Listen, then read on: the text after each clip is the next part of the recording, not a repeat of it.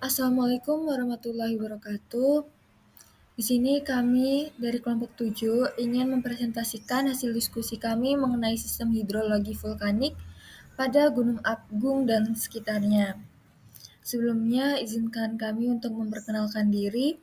Saya sendiri Hasifa Azra Kamila dengan NIM 053, lalu ada Ola Ayu Fazila dengan NIM 113, ada Arina Manasikana dengan NIM 130, Nazifa Ariba dengan NIM 166, dan Anggita Bella dengan NIM 201. Yang pertama ada administrasi Gunung Agung, di mana posisi geografis Gunung Agung terletak pada posisi koordinat sekitar 8 derajat 20 lintang selatan sampai 115 derajat 30 bujur timur, dengan ketinggian 3.014 meter di atas permukaan laut.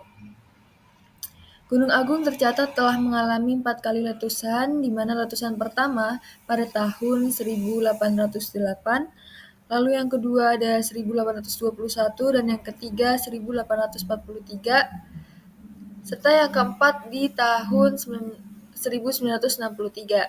Letusan terakhir ini terjadi setelah 120 tahun Gunung Agung mengalami fase tidur yang panjang.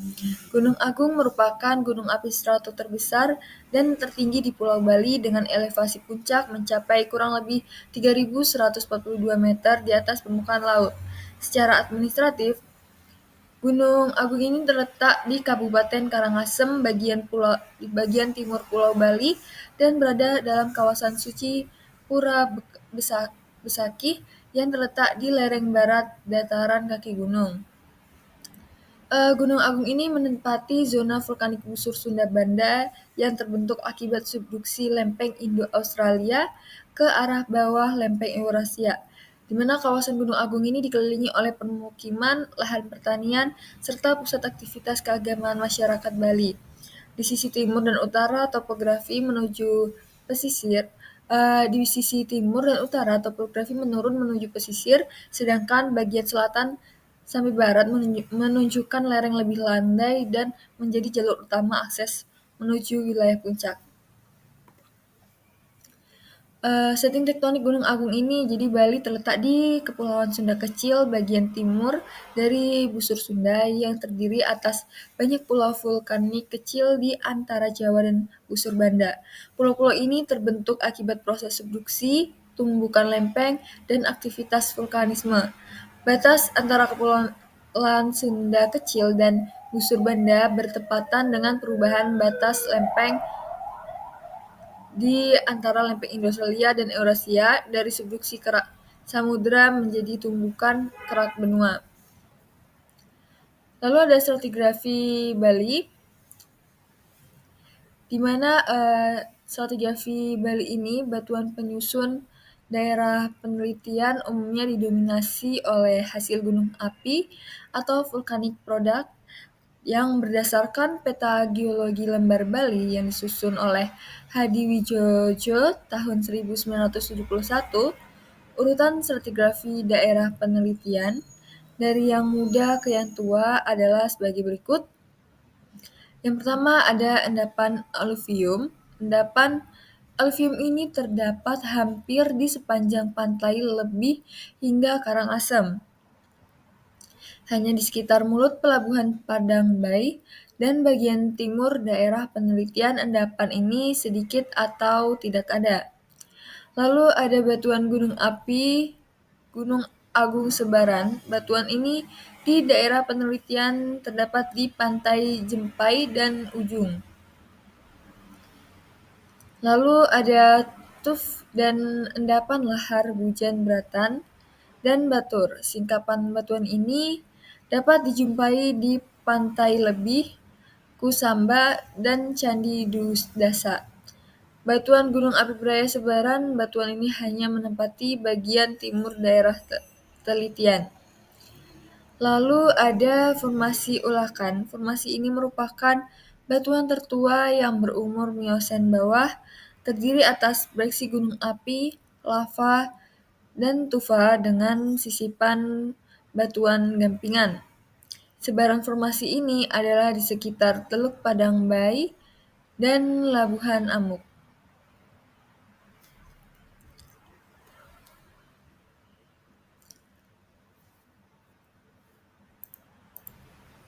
Berikutnya ada bentuk gunung, di mana Gunung Agung ini merupakan salah satu gunung api di Pulau Bali dengan tipe stratovolcano, yaitu gunung api yang mempunyai bentuk khas mengerucut dengan kubah lava di atasnya dan memiliki material penyusun yang berlapis antara lava, piroklastik, dan abu vulkanik. Di mana gunung api lainnya yang terdapat di Pulau Bali adalah Gunung Bratan dan Gunung Batur. Gunung Agung ini adalah gunung tertinggi di Pulau Bali dengan ketinggian pada 3.142 mdpl, terletak di bagian tengah sampai timur Pulau Bali, tepatnya di Kabupaten Karangasem. Lalu untuk tipe Gunung Agung sendiri itu ada stratovolcano, di mana Gunung Agung digolongkan sebagai gunung api kerucut yang terbentuk dari letusan berulang yang mengendapkan lapisan lava, abu, dan piroklastik secara bergantian, di mana akibat akumulasi berlapis ini tubuh gunung menjadi tinggi, curam, dan berkerucut dengan lereng yang relatif simetris. Gunung Agung ini susunannya tadi ada lava andesit sampai basaltik yang kental sehingga membentuk aliran yang tidak terlalu jauh. Lalu ada endapan piroklastik berupa bom, lapili, dan abu hasil letusan eksplosif, dan sisa-sisa awan panas dan lahar yang mengisi lembah-lembah di sekelilingnya. Kubah lava bagian puncak agung terdapat kubah lava di mana terbentuk dari magma kental yang terdorong ke permukaan tetapi tidak mengalir jauh, lalu menumpuk di sekitar lubang kepundan, di mana kubah ini menyebabkan puncak tampak menggembung atau tidak rata dan menjadi sumber bahaya karena lava kental mudah menyumbat kawah. Tekanan gas yang terperangkap dapat memicu letusan eksplosif apabila sumbatan kubah pecah secara tiba-tiba.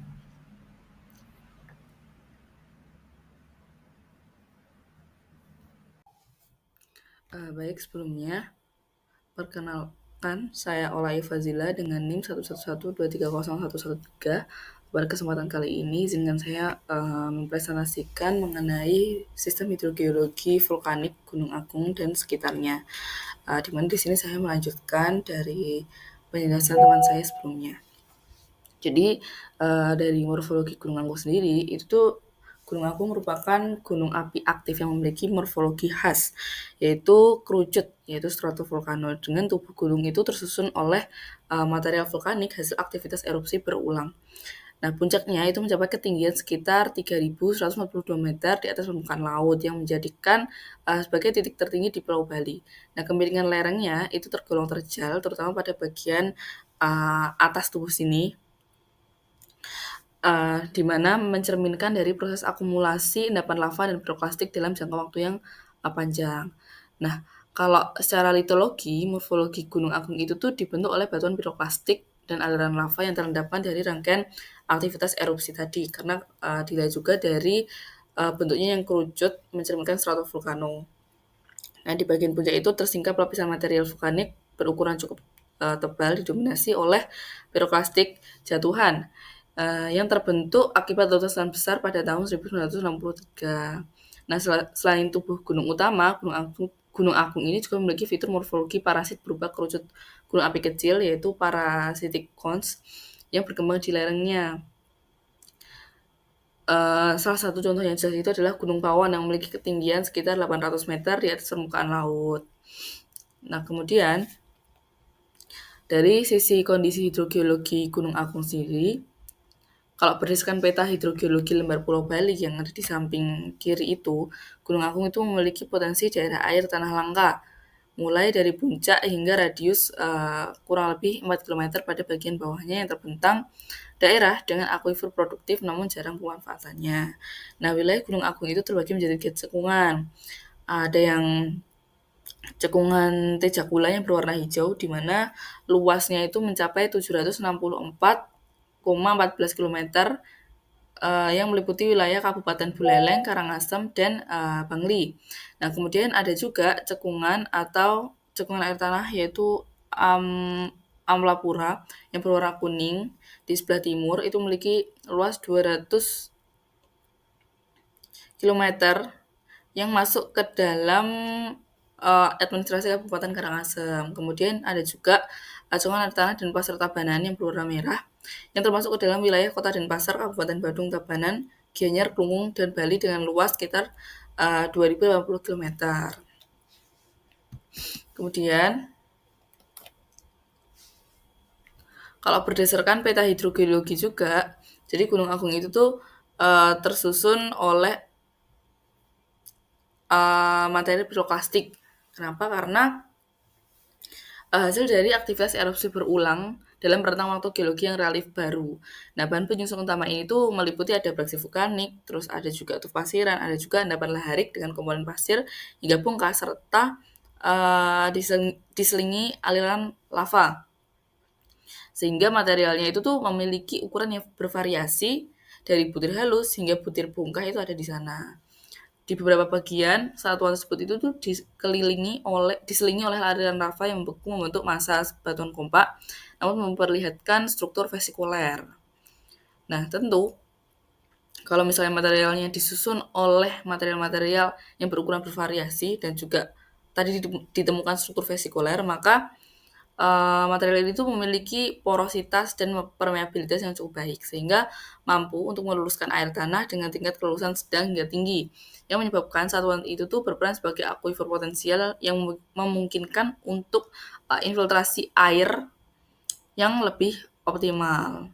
Nah, kalau breksi dan tuff pasiran itu tuh dapat bersifat heterogen sehingga daya lulusnya itu sangat bergantung pada pelapukan, ukuran fragmen serta rongga batuan. Kemudian pada wilayah pengungsian pasca erupsi Gunung Agung itu tuh ada area akuifer yang berproduktivitas sedang dengan debit air tanah berkisar kurang dari 5 liter per detik yang cukup luas. Nah, terutama ada di bagian kaki gunung yang mencakup kecamatan Kubu, Abang, Bebandem, Selat, Rendang, dan juga wilayah Klungkung. Nah, kondisi ini tuh menunjukkan bahwa air tanah itu dapat ditemukan, debit yang masih tersedia terbatas sehingga pemanfaatan kebutuhan itu tuh masih harus memperhatikan kapasitas alamiahnya. Kemudian di bagian puncak, bagian atas Gunung Agung itu tuh dikategorikan sebagai daerah air tanah langka karena lerengnya itu secara topografi dan morfografi itu tuh kan sangat curam ya di bagian puncak. Sehingga air tuh lebih banyak mengalir sebagai limpasan ke bagian yang lebih rendah gitu. Dan juga pada bagian atas ini tuh relatif mudah lapuk karena ya terkena air secara langsung sehingga membentuk ruang pori yang memadai untuk menyimpan air. Akuifer dengan produktivitas lebih tinggi ditemukan secara setempat pada bagian gunung, dataran rendah dan sekitarnya termasuk wilayah Kubu, Rendang, Selat Bendem, dan sebagainya. Nah, kemudian ini merupakan sebaran air tanah di sekitar Gunung Agung. Di mana berdasarkan dari data yang diperoleh dari BWS Bali Penida pada tahun 2017 tercatat sebaran sumber air itu berupa mata air, sumur bor, dan sumur gali yang ada di 3 kabupaten, yaitu ada Bangli, Karangasem, dan Kabupaten Klungkung. Nah, kalau yang ada di Kabupaten Bali itu tuh memiliki debit musim hujan rata 13,7 meter kubik per second pada Kecamatan Kintamani, Bangli, Susu, dan Temuku. Terus kalau di mata air di Kabupaten Karangasem itu tuh ada 72 buah tidak tercatat besaran debitnya dengan sebaran di Kecamatan Kubu, Rendang, Abang, Karangasem, Manggis, dan sekitarnya. Kemudian ada juga mata air di Kabupaten Klungkung sebanyak 27 buah dengan debit rata 31,1 meter kubik per second yang tersebar di Kecamatan Banjarnegara, Klungkung, Dawan, Samaran, Nusa Penida. Kemudian ada juga potensi imbahan air tanah di sekitar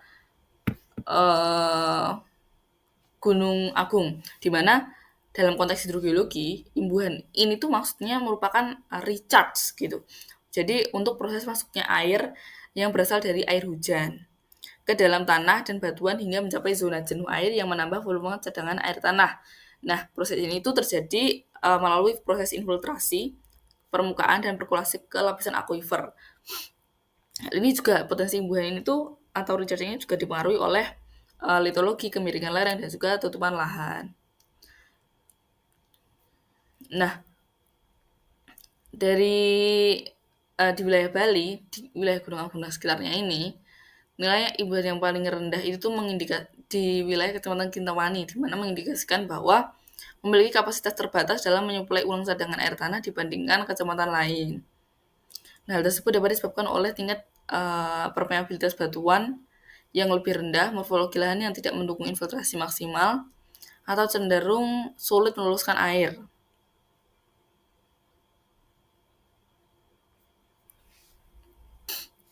Nah, kenapa pada Gunung Agung ini, di wilayah Gunung Agung ini, imbuhan air tanah itu sangat diperlukan?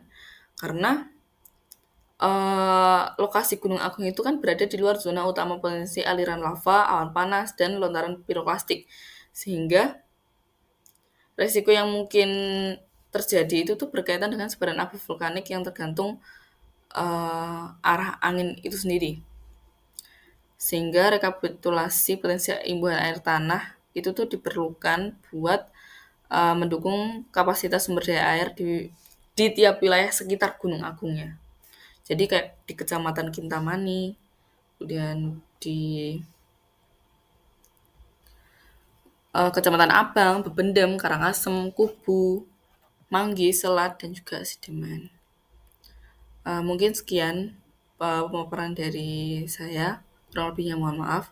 Assalamualaikum warahmatullahi wabarakatuh. Sebelumnya, izin untuk memperkenalkan diri, nama saya Arina Manaskana dengan NIM 111230130. Izin untuk melanjutkan presentasi dari kelompok 7 Sistem Hidrologi Vulkanik di Gunung Agung dan sekitarnya.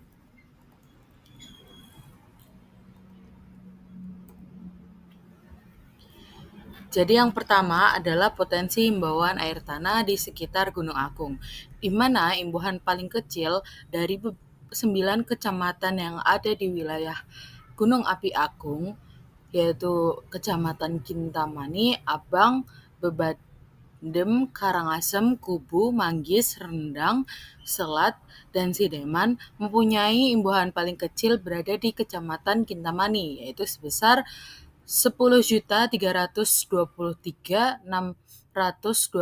meter kubik per tahun dengan luasan sebesar 25,08 km persegi, dan berdasarkan batas kawasan rawan bencana, Kecamatan Kintamani cenderung tidak terdampak secara langsung terhadap bahaya primer dari erupsi Gunung Api Agung dikarenakan letaknya yang berada di radius 20 km dari puncak kawah Gunung Agung, dan rekapitulasi potensi imbauan air tanah. Lalu pola pengaliran yang ada di Gunung Agung. Pola pengaliran di Gunung Agung menunjukkan bentuk radial, yaitu aliran sungai memancar keluar dari puncak gunung menuju seluruh arah. Pola ini merupakan ciri umum pada gunung api aktif maupun tidak aktif, di mana kemiringan lereng bersifat konvergen ke puncak dan divergen ke hilir. Pada Gunung Agung, aliran sungai mengalir dari bagian kawah utama, kemudian menyebar di wilayah Kubu, Abang, Selat, Rendang, hingga Sideman, mengikuti kontur morfologi tubuh gunung api. Bagian utara dan timur memperlihatkan jaringan aliran yang relatif panjang dan rapat, menandakan lereng lebih terjal serta potensi erosi dan sedimen lebih besar. Sementara itu, sisi selatan dan barat arah aliran mengarah ke daerah dataran yang lebih landai, sehingga jaringan pengaliran tampak lebih melebar dan bercabang sebelum akhirnya bermuara ke dataran bawah. Potensi radial ini juga berpengaruh pada penyebaran material erupsi dan potensi aliran lahar, di mana endapan vulkanik dapat mengikuti lembah-lembah sungai menuju daerah pemukiman di kaki gunung. Lalu ada beberapa metode eksplorasi yang bisa kita gunakan. Yang pertama adalah geolistrik dan yang kedua adalah geomagnetik. Di mana geolistrik merupakan arus listrik yang disuntikan ke dalam tanah melalui elektroda dan tahanan jenis resistivitas lapisan bawah permukaan diukur nilai resistivitasnya yang berbeda akan menunjukkan jenis batuan dan material seperti pasir, kerikil, tuff, lava, lapisan padat, dan bila diinterpretasikan dengan benar dapat mengidentifikasi keberadaan lapisan jenuh air. Lalu yang kedua adalah geomagnetik, di mana di kawasan vulkanik atau geologi kompleks, kombinasi metode geolistrik dengan metode elektromagnetik seperti MT atau AMC kadang digunakan untuk mendapatkan gambaran struktur bawah permukaan yang lebih mendalam atau lebih detail. Kondisi ini membantu memetakan zona jenuh air, batas akuifer, atau bahkan aliran air bawah tanah, terutama di area dengan variasi litologi besar seperti lava, tuff, breksi, dan juga karbonat. Salah satu keunggulan metode geofisika kombinasi adalah kemampuannya mendeteksi perbedaan resistivitas dan juga konduktivitas sehingga variasi kadar air dan atau jenis material sehingga memungkinkan identifikasi akuifer sulit tanpa pengeboran, misalnya akuifer dalam, batuan vulkanik, atau zona rekahan lava. Lalu selanjutnya adalah pemanfaatan air tanah, di mana pemanfaatan air di gunung memiliki peranan penting dalam aktivitas spiritual umat Hindu Bali, terutama karena kawasan ini dianggap sebagai pusat kesucian dan tempat bersemayamnya Hyang Windy menurut Kuta Barat dan Mahangga tahun 2019. Sumber air musiman seperti Tirta Mas dan juga Telaga Mas dimanfaatkan sebagai tempat pengambilan tirta atau air suci yang digunakan dalam berbagai upacara keagamaan di beberapa pura. Air ini tidak hanya berfungsi secara fisik sebagai sumber kehidupan, tetapi juga memiliki makna simbolis sebagai sarana penyucian rohani. Beberapa puranya yaitu yang pertama ada Pura Pengubangan terdapat pada jalur Besaki pada ketinggian 1100 mdpl, merupakan pura khayangan 3 pura. Lalu yang kedua adalah Pelinggi Tirta Mas yang terdapat pada ketinggian 1797 mdpl, Pelinggih yang terletak di dekat Sungai Musiman Tirta Mas sebagai tempat permohonan tirta atau air suci.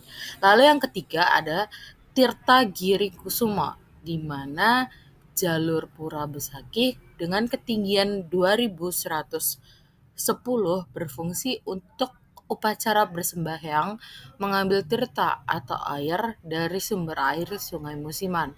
Lalu yang keempat ada Pelinggih Telaga Mas, jalur Pura Pasar Agung dengan ketinggian 2335 mdpl yang terletak di Sungai Musiman Telaga Mas sebagai tempat pengambilan tirta atau air suci. Lalu yang kelima ada Pelinggih Kori Agung pada ketinggian 2618 mdpl. Dan yang terakhir adalah Pelinggih Giri Toh Langkir yang terletak di jalur Pura Besaki pada ketinggian 3031 mdpl.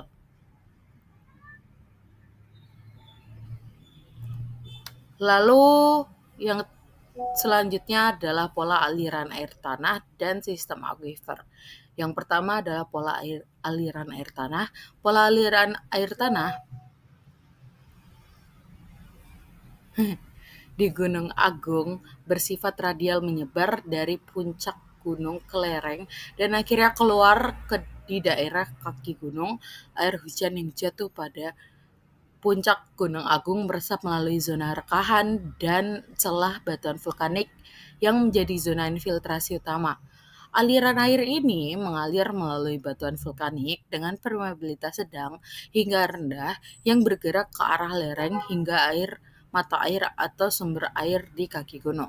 Lalu yang kedua adalah sistem akuifer, di mana Gunung Agung memiliki sistem akuifer yang didominasi oleh akuifer retakan di batuan vulkanik muda yang menyimpan air tanah dalam rekahan dan pori batuan. Selain itu, terdapat akuifer tertekan pada lapisan batuan yang kedap air di bawahnya, yang dapat menampung air di bawah tekanan tertentu. Akuifer ini menjadi sumber utama bagi mata air dan sumber di lereng gunung. Zona jenuh air di akuifer ini membentuk muka air tanah yang mengikuti topografi gunung. Lalu yang terakhir adalah sumber dan tempat keluarnya air tanah. Air tanah keluar melalui mata air di lereng dan daerah Gunung Agung yang menjadi sumber air bersih bagi masyarakat sekitar. Mata air ini merupakan titik keluarnya air dari sistem akuifer telah mengalir dari puncak gunung ke bawah melalui jalur bawah permukaan. Distribusi mata air mengikuti pola aliran air tanah radial dari puncak gunung. Sekian dari presentasi saya. Wassalamualaikum warahmatullahi wabarakatuh.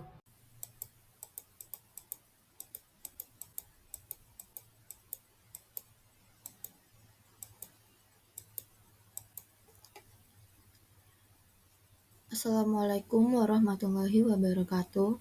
Perkenalkan, nama saya Nazifah Aribah dengan NIM 111230166.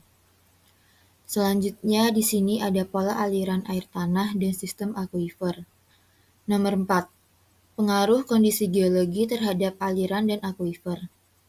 Batuan vulkanik sebagai lapisan utama hidrogeologi Gunung Agung memiliki struktur retakan dan porositas yang mempengaruhi kecepatan dan volume aliran air tanah. Struktur geologi seperti patahan atau zona retakan dapat mempercepat pergerakan air tanah. Namun lapisan-lapisan kedap air seperti tuf kedap dapat membatasi aliran dan membentuk akuifer tertekan di bawahnya. Nomor 5. Tantangan hidrogeologi Gunung Agung. Kedalaman muka air tanah yang cukup dalam di puncak gunung dan permeabilitas batuan yang terbatas seringkali menghambat ketersediaan air tanah bagi kebutuhan domestik dan irigasi. Selain itu, aktivitas vulkanik dapat mempengaruhi pola aliran dan kualitas air tanah yang membutuhkan pemantauan keberlanjutan. Selanjutnya ada tantangan geologis dan vulkanologis. Aktivitas vulkanik yang dinamis, Gunung Agung adalah gunung api aktif. Setiap peningkatan aktivitas dari gempa vulkanik hingga letusan dapat mengganggu sistem hidrologi secara drastis. Yang pertama ada kerusakan infrastruktur. Aliran piroklastik, lahar panas, dan jatuhan abu dapat merusak atau menyumbat saluran-saluran air, mata air, serta infrastruktur penampungan dan distribusi air. Kedua ada perubahan jalur air. Letusan dapat mengubah morfologi lereng gunung, mengubah aliran sungai, dan menutup atau membuka mata air baru. Selanjutnya ada ancaman lahar dingin atau lahar hujan. Tubuh Gunung Agung diselimuti oleh material vulkanik lepas seperti pasir, kerikil, abu yang dihasilkan dari letusan. Material ini menjadi sumber material untuk lahar dingin ketika turun hujan dengan intensitas tinggi. Lahar dingin dapat menyumbat sungai, merusak bendungan, mengubur saluran irigasi, dan menyebabkan banjir bandang yang merusak. Selanjutnya ada tantangan dan kuantitas dan kualitas air. Ketergantungan pada akuifer vulkanik, sebagian besar pasokan air bersih di Bali, termasuk untuk sektor pariwisata dan pertanian, bergantung pada akuifer di wilayah vulkanik. Eksploitasi air tanah yang berlebihan, terutama di daerah dataran rendah dan kawasan urban atau pariwisata, beresiko menyebabkan, pertama, penyusutan muka air tanah atau water table. Sumur-sumur menjadi lebih dalam dan biaya pengeboran meningkat. Kedua, intrusi air laut. Di daerah pesisir, penurunan muka air tanah dapat menyebabkan air asin masuk dalam akuifer, sehingga mencemari sumber air tawar. Selanjutnya ada kontaminasi alami dan antropogenik. Yang pertama, kontaminasi alami. Air yang bersirkulasi di dalam tubuh gunung api dapat melarutkan mineral dan unsur-unsur kimia seperti belerang atau sulfur, sehingga air dari beberapa mata air mungkin memiliki keasaman atau pH yang rendah, atau kandungan mineral tertentu yang melebihi ambang batas untuk dikonsumsi. Kedua, ada kontaminasi limbah.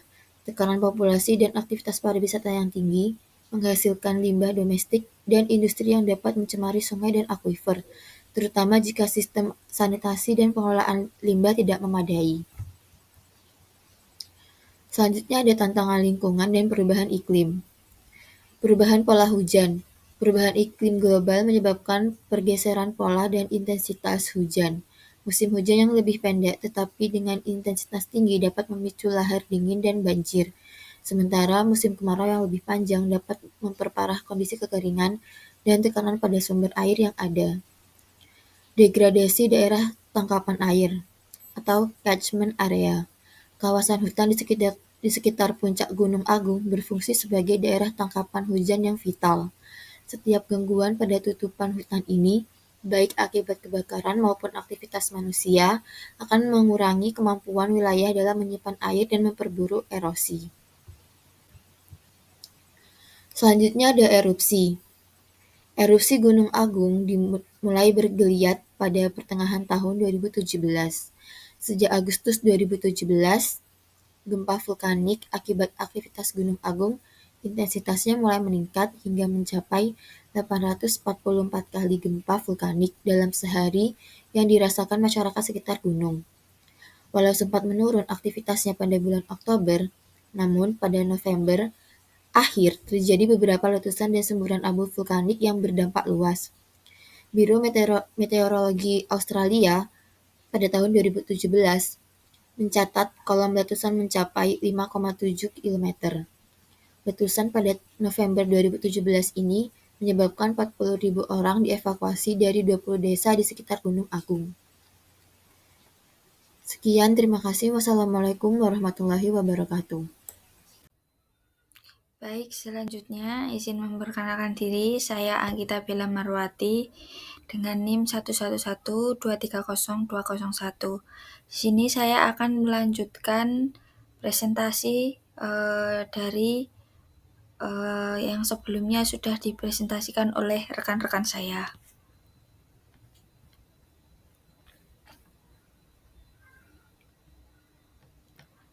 Selanjutnya ada potensi dan pemanfaatan air tanah. Gunung Agung memiliki potensi air tanah yang beragam mulai dari puncak gunung hingga kaki gunung. Potensi terbesar air tanah ditemukan di daerah kaki Gunung Agung, khususnya di Kecamatan Kubu, dengan estimasi potensi imbuhan air tanah mencapai sekitar 97.560.207 meter per kubik per tahun. Wilayah ini memiliki akuifer yang cukup produktif yang dapat menyediakan sumber air bagi kebutuhan lokal. Luas cekungan air tanah di Gunung Agung mencapai sekitar 2.080 km persegi yang meliputi batuan vulkanik muda seperti breksi, tuf, dan endapan lahar yang menjadi media infiltrasi air hujan. Air tanah di kaki Gunung Agung dimanfaatkan terutama untuk memenuhi kebutuhan air bersih, terutama di zona pengungsian saat terjadinya erupsi Gunung Agung. Beberapa kecamatan seperti Sidemen, Abang, dan Karangasem menggunakan sumber air tanah ini untuk keperluan domestik dan pertanian. Pengelolaan dan pemanfaatan air tanah ini sangat penting mengingat sumber air permukaan yang sering terkontaminasi oleh material vulkanik selama erupsi Gunung Agung. Tantangan pemanfaatan air tanah ini adalah kedalaman muka air yang cukup dalam di beberapa lokasi, dan juga keterbatasan air tanah akibat pola curah hujan yang tidak merata, serta resiko kontaminasi akibat aktivitas vulkanik dari gunung api tersebut. Area rentan erupsi juga membatasi akses dan keamanan untuk pengambilan air tanah ini. Untuk itu, karena ada beberapa tantangan, juga perlu beberapa strategi pengelolaan. Untuk pengoptimalan pemanfaatan air tanah di daerah Gunung Agung, Diperlukan pemantauan kondisi hidrologi secara berkala dan penggunaan metode konservasi air seperti panen hujan di wilayah pengungsian. Penentuan titik sumur bor yang tepat dan keberlanjutan pemanfaatan air tanah menjadi hal kunci untuk menjamin ketersediaan air bersih di kawasan sekitar Gunung Agung. Selanjutnya, kesimpulan dari beberapa slide yang telah kami buat, ada beberapa kesimpulan yang kami ambil. Yang pertama adalah karakteristik Gunung Agung. Gunung Agung adalah gunung api stratoaktif di Bali dengan ketinggian 3.142 meter di atas permukaan laut yang terletak di Kabupaten Karangasem dan termasuk dalam zona vulkanik busur Sunda Banda akibat subduksi lempeng Indo-Australia. Morfologinya berbentuk berupa kerucut dengan pola aliran sungai radial dan puncak ke segala arah. Yang kedua ada komposisi dan hidrogeologinya, disusun oleh batuan vulkanik muda seperti breksit, tuf, lava, dan endapan lahar, memiliki sistem akuifer retakan pada batuan vulkanik dengan produktivitas tertinggi di daerah kaki gunung. Terbagi menjadi 3 cekungan air tanah, yaitu Tejakula, Almapura, dan Denpasar Tabanan. Yang ketiga, potensi dari sebaran air tanah, yaitu total potensi imbuhan air tanah di sekitar Gunung Agung mencapai 339 juta meter kubik per tahun dengan Kecamatan Kubu sebagai wilayah dengan potensi terbesar.